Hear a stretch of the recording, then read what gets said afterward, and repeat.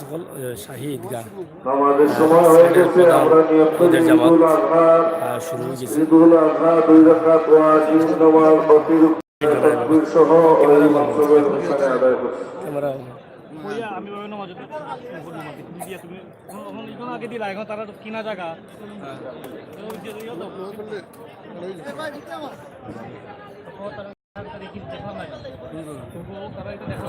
কোনটা দাম লাগবে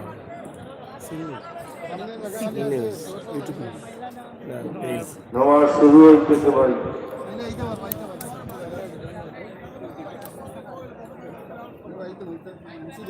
আল্লাহু আকবার।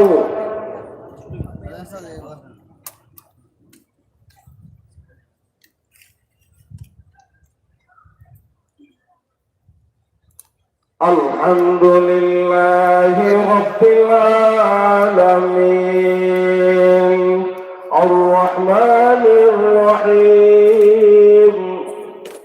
আল্লাহু আকবার।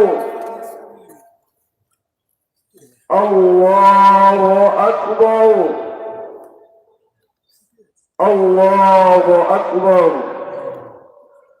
আলহামদুলিল্লাহি রাব্বিল আলামিন আর-রাহমানির রহিম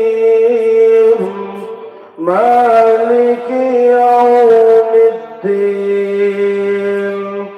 ইয়্যাকা না'বুদু ওয়া ইয়্যাকা নাস্তাঈন ইহদিনাস সিরাতাল মুস্তাকিম صراط الذين أنعمت عليهم غير المغضوب عليهم ولا الضالين. سبح اسم ربك الأعلى الذي خلق فسوى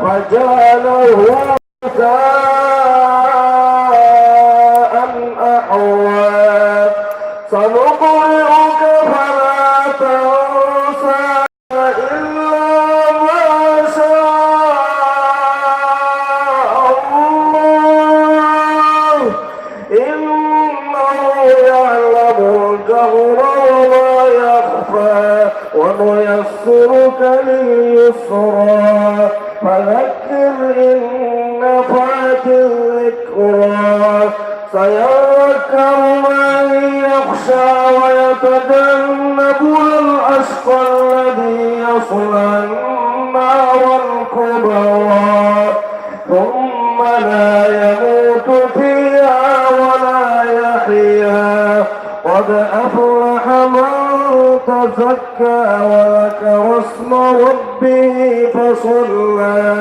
بل تؤثرون الحياة الدنيا والآخرة خير وأبقى إن هذا لفي الصحف الأولى صحف إبراهيم وموسى. من حمده الله أكبر.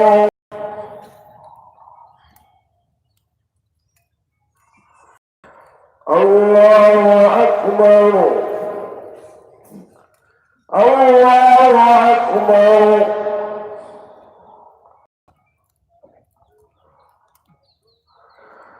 الله أكبر.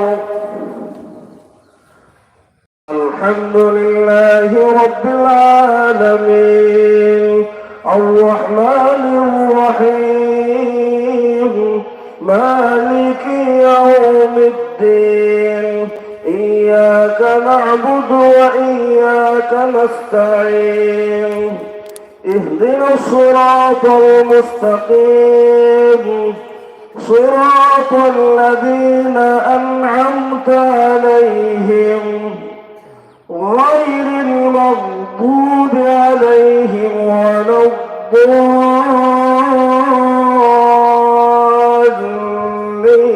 الضالين قل هو الله أحد الله الصمد لم يلد ولم يولد ولم يكن له كفوا أحد الله أكبر الله أكبر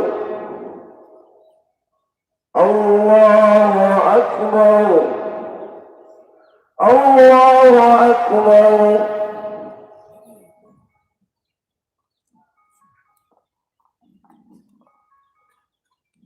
سمع الله لمن حمده الله أكبر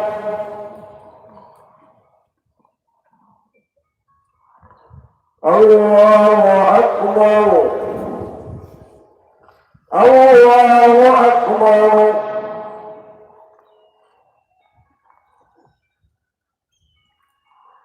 الله أكبر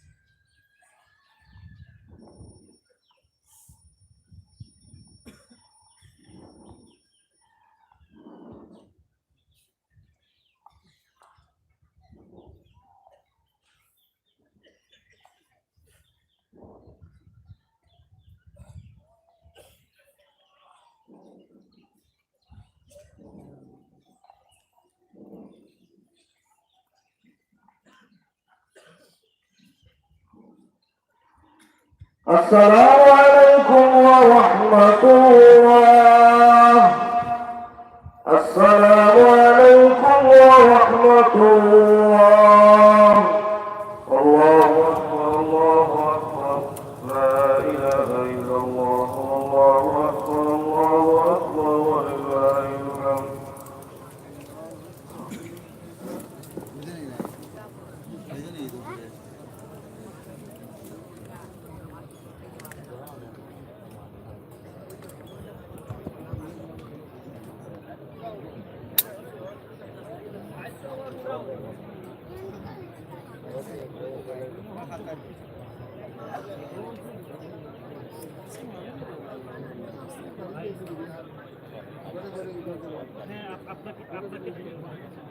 আপনাকে আমি অনেকক্ষণ ট্রাই করছি, বিজি পাচ্ছি করে দাঁড়ায়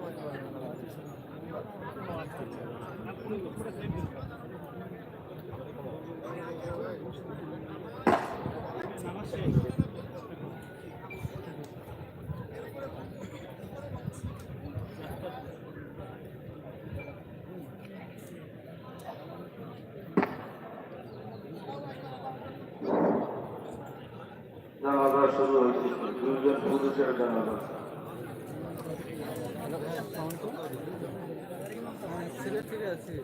আল্লাহু আকবার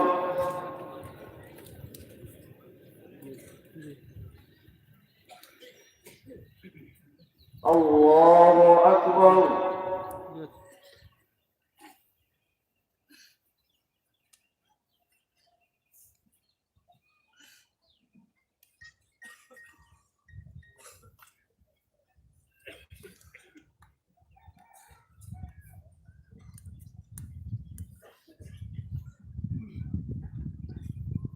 الله أكبر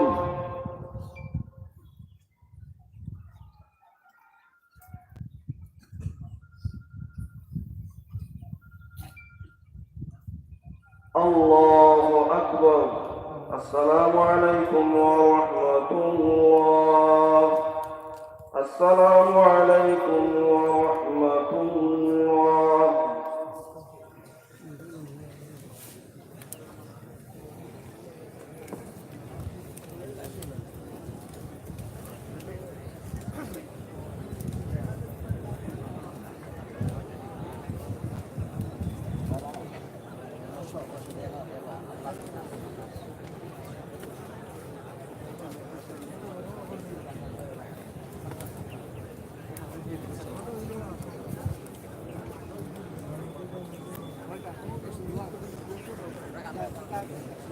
الله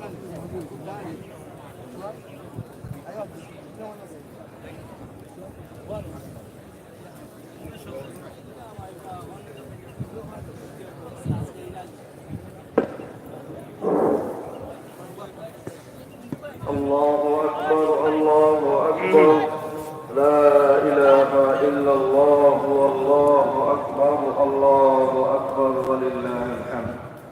إن الحمد لله تعالى الحمد لله الذي جعل أمة ممسكا ليذكر اسم الله على ما رزقه من بهيمة الأنعام وعلم التوحيد وأمر بالإسلام وأشهد أن لا إله إلا الله وحده لا شريك له شهادة تنجينا من العذاب الغرام وأشهد أن سيدنا ومولانا محمدا عبده ورسوله من جعله الله سيد الأنام ومن بين لنا فضائل الأضحية والأحكام.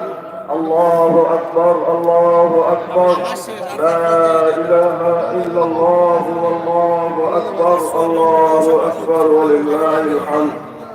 أما بعد فيا أيها الناس إن هذه الأضحية سنة أبينا إبراهيم عليه الصلاة والسلام. وجاء في الحديث عن زيد بن أرقم رضي الله تعالى عنه قال أصحاب رسول الله صلى الله عليه وسلم ما هذه الأضاحي يا رسول الله؟ قال سنة أبيكم إبراهيم عليه السلام. قالوا فما لنا فيها يا رسول الله؟ قال بكل شارة حسنة. قالوا فالصوف يا رسول الله؟ قال بكل شارة من الصوف حسنة. وقد رقب النبي صلى الله عليه وسلم قولا وفعلا للأضحية. جاء في سنن ابن ماجه والترمذي وحسنه عن عائشة رضي الله عنها أن النبي صلى الله عليه وسلم قال ما عمل ابن آدم من عمل يوم النحر أحب إلى الله من إهراق الدم وإنه ليأتي يوم القيامة بقرونها وأشعارها وأظلافها وإن الدم ليقع من الله بمكان قبل أن يقع في الأرض تصيب بها نفسا. الله أكبر الله أكبر لا إله إلا الله والله أكبر الله أكبر ولله الحمد. وكان النبي صلى الله عليه وسلم يضحي بكبشين وكان ينحرهما بعد صلاة العيد كما في الصحيحين. وقال عليه الصلاة والسلام من وجد ساعة لأن يضحي فلم يضحي فلا يحضر مصلانا. وليعلم أن هذه الفضائل تتحصل إذا كانت الأضحية بالإخلاص وصدق النية. فأشار إليه قول الله تبارك وتعالى لن ينال الله لحومها ولا دماؤها ولكن يناله التقوى منكم. مع أن الأعمال كلها لا تقبل بدون الإخلاص وصدق النية لأن الإخلاص روح الأعمال. وقال عليه الصلاة والسلام إنما الأعمال بالنيات وإنما لامرئ ما نوى. الحديث. وللأضحية فضائل أخرى ووسائل وقد بينت بعض الفضائل وتعلموا من العلماء المسائل. أعوذ بالله من الشيطان الرجيم. ومن يعظم شعائر الله فإنها من تقوى القلوب. بارك الله لنا ولكم في القرآن العظيم ونفعنا وإياكم بالآيات والذكر الحكيم. أقول قولي هذا وأستغفر الله لي ولكم ولسائر المسلمين فاستغفروه إنه هو الغفور الرحيم. الله أكبر الله أكبر لا إله إلا الله والله أكبر الله أكبر ولله الحمد.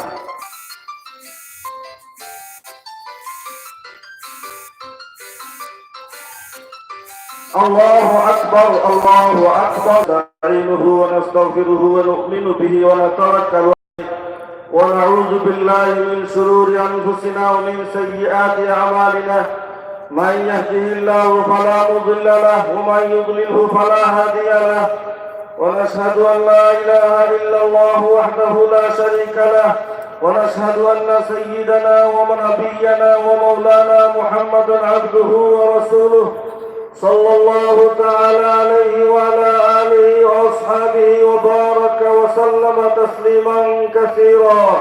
الله أكبر الله أكبر، لا إله إلا الله والله أكبر الله أكبر ولله الحمد. أما بعد فإني أوصيكم بتقوى الله والمواظبة على ذكر الله.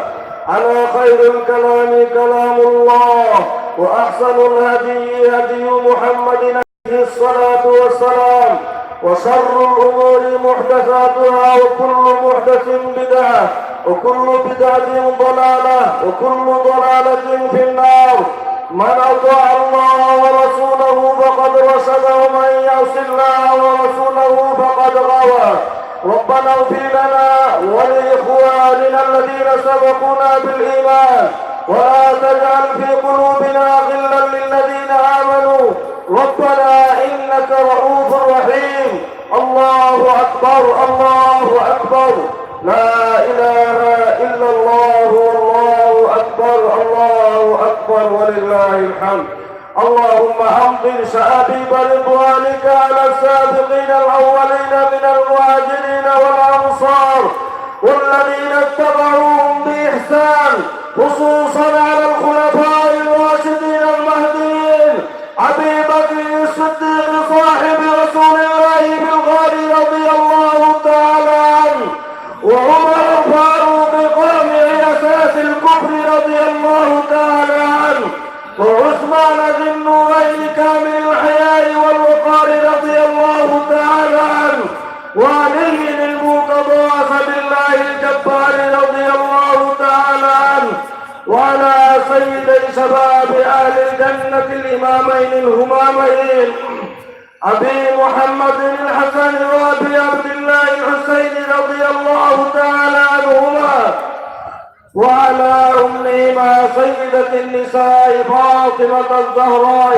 رضي الله تعالى عنها، وعلى عميه المكرمين بين الناس أبي عمارة الحمزة وأبي الفضل العباس رضي الله تعالى عنهما. أولئك حزب الله، إن حزب الله هم المفلحون.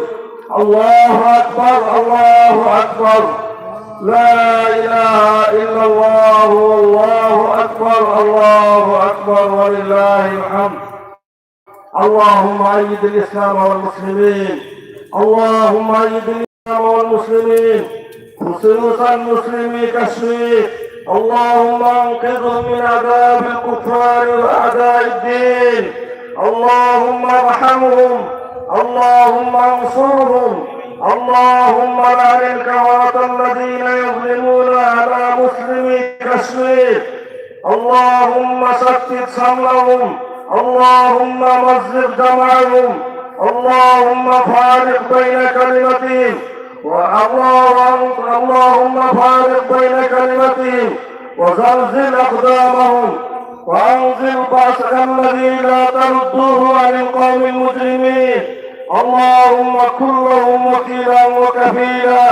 اللهم انصر من نصر الدين، واخذل من خذل الإسلام والمسلمين، واختم لنا بخاتمة السعادة أجمعين يا رب العالمين. عباد الله رحمكم الله، إن الله يأمر بالعدل والإحسان وإيتاء ذي القربى وينهى عن الفحشاء والمنكر والبغي يعظكم لعلكم تذكرون. فاذكروني أذكركم واشكروا لي ولا تكفرون.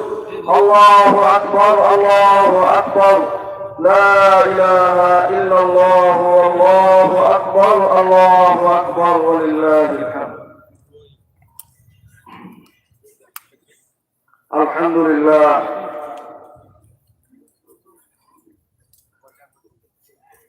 الحمد لله الذي هدانا لهذا وما كنا لنهتدي لولا أن هدانا الله.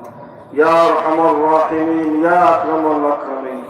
অতি রুদ্রের মধ্যে আপনার মায়ার বান্দা হল খোলা আকাশের নিচে খোলা আকাশের নিচে এসে আল্লাহ আপনার কুদরতি ভাবে চিন্তা করিয়া আপনার সেই দরবারে আমরা সাইলের বেশি হাত পাতিলাম মৌলা।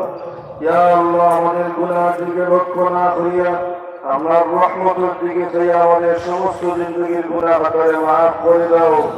ইয়া আল্লাহ আমরা আপনার নফস দিকে জুলুম করছি, অত্যাচার করছি আল্লাহ। আপনি আমরা মনিব, আমরা আপনার গোলাম, গোলামের হাত মনিবর কাছে চাওয়া, আপনি মনিবর শান গোলামের গাছ চাই তা দেওয়া।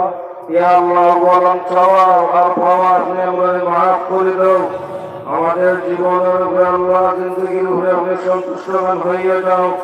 ইয়া আল্লাহ অনেক বেমারি হয়েছেন আল্লাহ, তোমার সমাধান ফরমাও। বিশেষ করে আল্লাহ সাহিত্য কমিটির সদস্য সদাগর সহ অসুস্থ, আরো অনেক অসুস্থ আছেন, দোয়া চেয়েছেন আল্লাহ শিফা দান ফরমাও। এই মাঠের মধ্যে আল্লাহ নামাজ আদায় করে করে আল্লাহ কমিটিতে দেখি দেখি আল্লাহ তারা দুনিয়া থেকে ইন্তেকাল করছে, আল্লাহ তাদের কবরে জান্নাতের বাগান বানাই দাও। আল্লাহ তারা খেদমত করতেছেন, আল্লাহ নামাজ আদায় করতেছেন, আল্লাহ দিন দুনিয়ার তরফে তাদেরকে দান ফরমাও।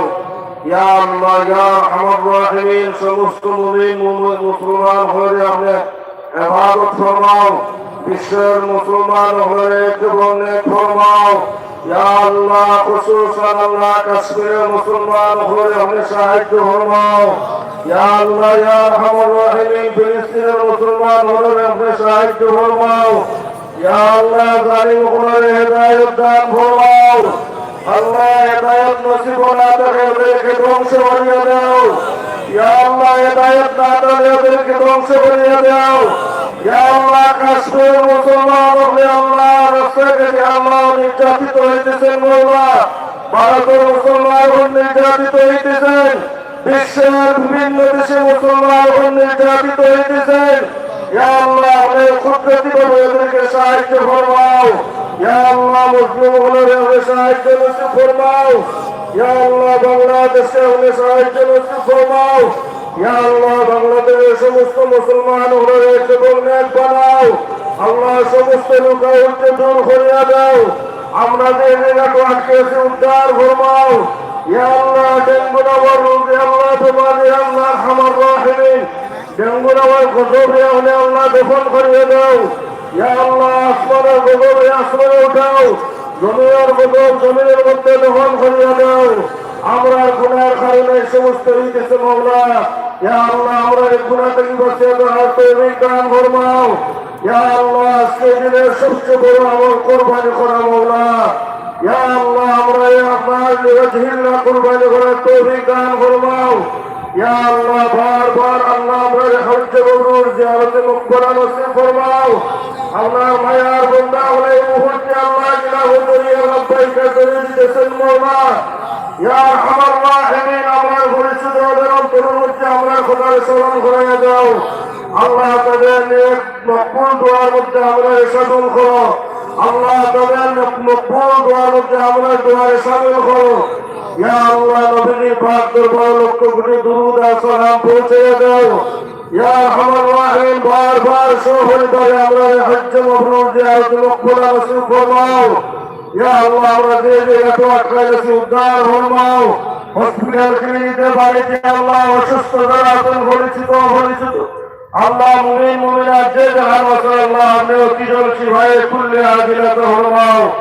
ربنا تقبل منا إنك أنت السميع العليم وتب علينا إنك أنت التواب الرحيم وصلى الله تعالى على خير خلقه محمد وآله وأصحابه أجمعين آمين برحمتك يا أرحم الراحمين.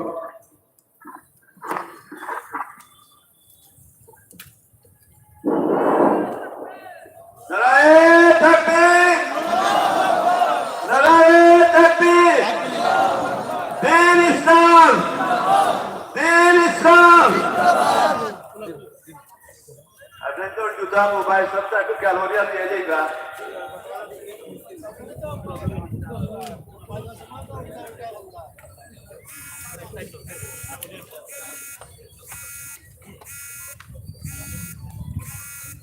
চলো আসি ভাই বলো Yeah.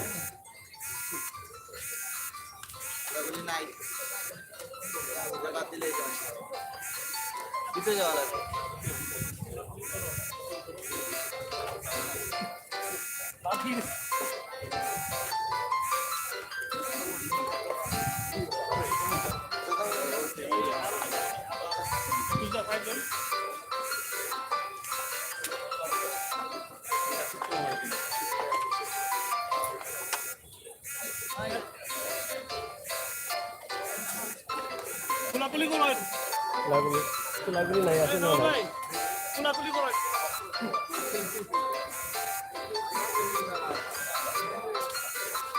লাগাই না তো তুমি ভক্তপতি পাবেন বলো বলো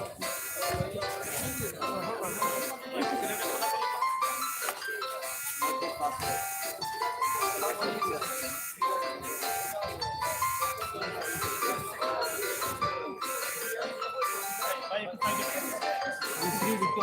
সাইডে সেলিম ভাই আপনি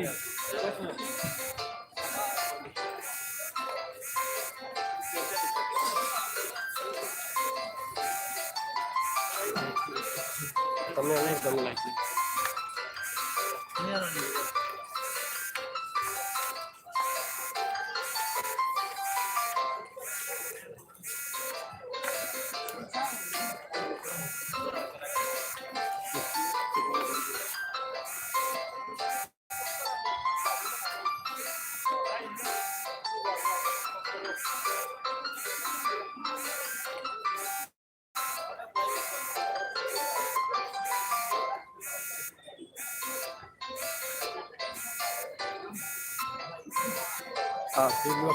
দেখলাম আমরা সিলেটের প্রধান জামাত শাহী ঈদগাহ থেকে আমরা আজকে জামাতের লাইট দেখালাম তারা অবশ্যই সিলেটের আছে কিন্তু আমরা আবার আজকে লাইট দেখাইনি দেখতে হবে তারা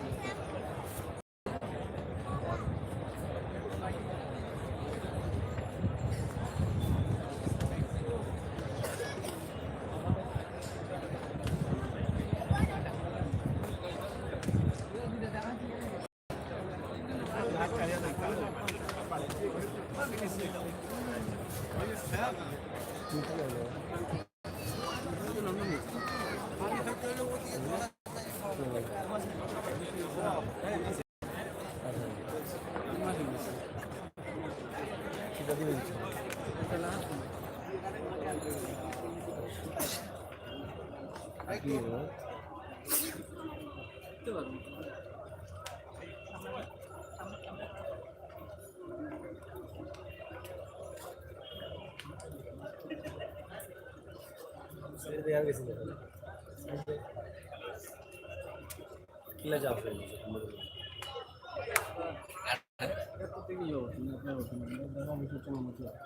লাগাতে গেছে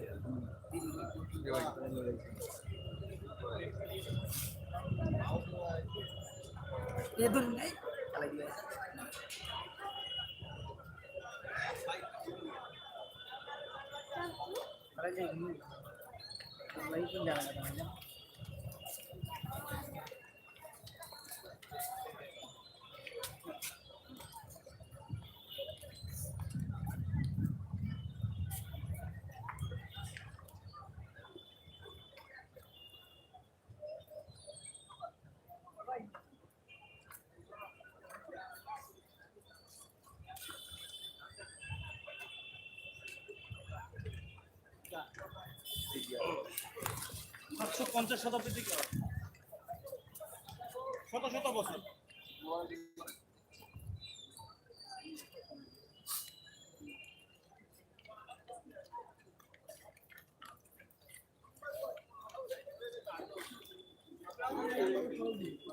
কল বিলাইলাম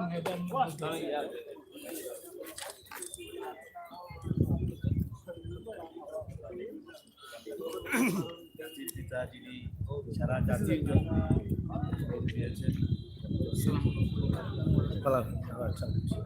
শোকের মাসে আমাদের ঈদ একটি আনন্দ আর ঈদুল আজহা হলো ত্যাগ। এই ত্যাগের মাসে আমরা আল্লাহ রবুল্লাহর কাছে শান্তি কামনা করি, আমাদের সকলের সুস্থ জীবন কামনা করি। আর যারা এই পৃথিবী থেকে চলে গেছেন বঙ্গবন্ধু শেখ মুজিবুর সকলের শান্তি কামনা করি, আল্লাহ যাতে তাদেরকে শান্তি দেন, বেশ নসিব করেন। আমরা যারা সকলেই দেশবাসী, আমরা যাতে ভালোভাবে আগামী দিনগুলো কাটাতে পারি, সুখে স্বাচ্ছন্দ্যে থাকতে পারি। সিলেটবাসীকে এবং দেশবাসীকে, দেশে বিদেশে প্রবাসে যারা আছে সকলকে ঈদ মুবারক।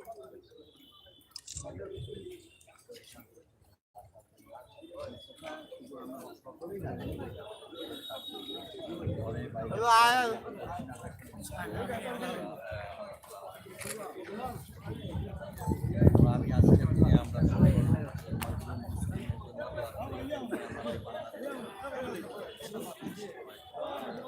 কোরবানির মধ্যে দিয়ে এত জায়গার মধ্যে দিয়ে আমরা আমাদের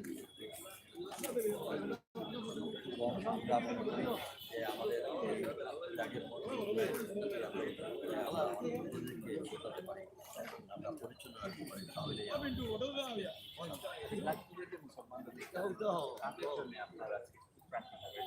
আমরা আমরা মজলুম সারা বিশ্বের কাশ্মীর সহ সারা বিশ্বের মুসলমানদের জন্য আমরা মহান রাব্বুল আলামিনের কাছে আল্লাহ তাআলা তারা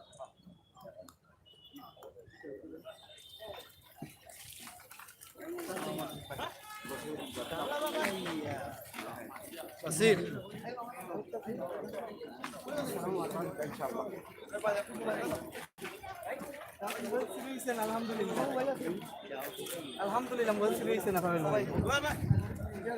মোবাইলও চুরি হয়েছে নাকি? আচ্ছা আচ্ছা, এই তো আজকাল নিজে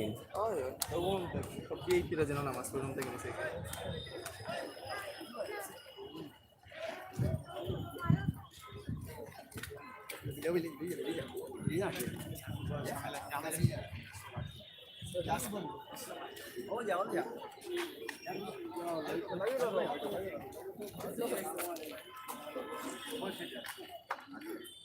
আমরা এই দূরে থাকলেও তাদেরকে আমরা এই শুভেচ্ছা জানাই।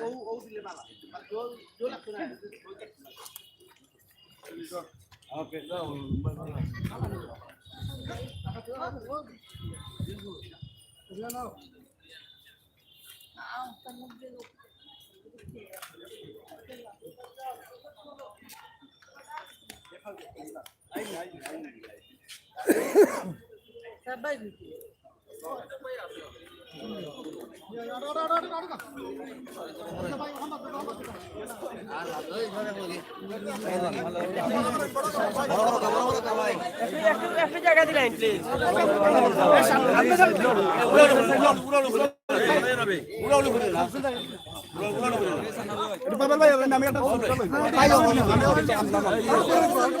মানুষ হইতে হবে মোবাইলটা একটু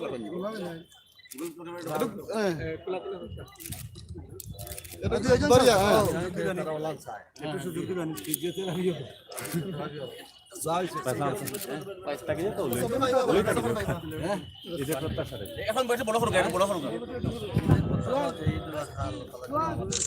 শান্তির দেশ হিসাবে পরিণত করে আমরা যেন প্রাকৃতিক সকল দুর্যোগ থেকে প্রাকৃতিক সকল ডেঙ্গু সহ অন্যান্য থেকে আল্লাহ তাআলা যেন আমাদেরকে রক্ষা করেন।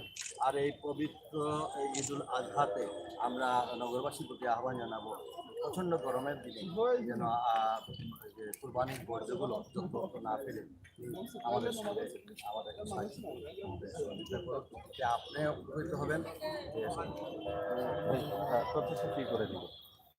আমি এই সুখের মাসে আমাদের এই সুখের মাসে যিনি সর্বোচ্চ ত্যাগ স্বীকার করেছেন এই জাতির জন্য, বাঙালি জাতির জন্য, সেই বাঙালি জাতির স্রষ্টা জাতির পিতা বঙ্গবন্ধু শেখ মুজিবুর রহমানকে আমি শ্রদ্ধার সাথে স্মরণ করি। সাথে সাথে আমি আজকের এই ঈদের দিনে সিলেটবাসী সহ দেশে বিদেশে যারা আছেন সকলকে আমি ঈদের শুভেচ্ছা জানাচ্ছি। ঈদ মুবারক, ঈদ মুবারক।